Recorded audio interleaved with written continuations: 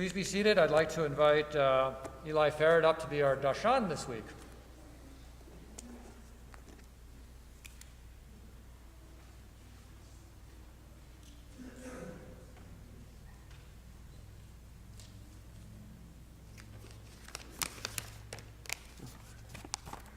Shabbat Shalom, everyone. Please take a minute and think. How many times in history has someone tried to eliminate our people? As we all know too well, countless times. But how many times have they succeeded? Since we're all here today, clearly they failed. We read an example of this story today in Parsha Balak. Balak, king of the Moabites, sends his royal party to get Balaam and asks him to curse the Israelite people. For I know he whom you bless is blessed indeed, and he who you curse is cursed. He wanted the Israelites to become weakened by Balaam's curse, so he could drive them out of the land. But Balaam tells the dignitaries that he needs to sleep on it. God then comes to Balaam in his sleep and tells him not to do it, so he sends the dignitaries home. But Balak persists and sends an even bigger party. So Balaam asks for God's permission to go along with them, and God allows him to do so, but only as long as he follows the instructions and said what he is told to do.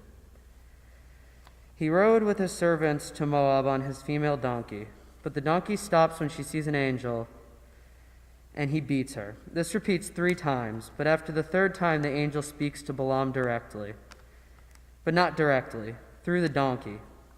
After the donkey spoke to him, the angel took over and directly spoke to him. When Balaam arrives, he tells Balak that he will go, but he cannot guarantee him that he will curse the Israelite people, only that he will do what God tells him to. Balaam tells Balak this warning 3 times, each time before he blesses the Israelite people instead of cursing them. Balak wanted to curse the Israelites, but they still ended up being blessed. God chose his people. But since God protects his chosen people, how is it that we are always under attack by someone somewhere? Why do we still face anti-Semitism if we are protected?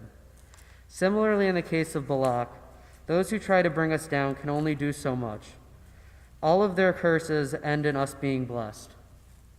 This holds true throughout time, even during the Roman exile from Judea and the destruction of the Second Temple. This, of course, was a terrible moment for the Jewish people. But how did God allow this to happen? We were cursed by being kicked out of our homeland, the center of holiness being destroyed. But as with Balaam, it ended up being a blessing.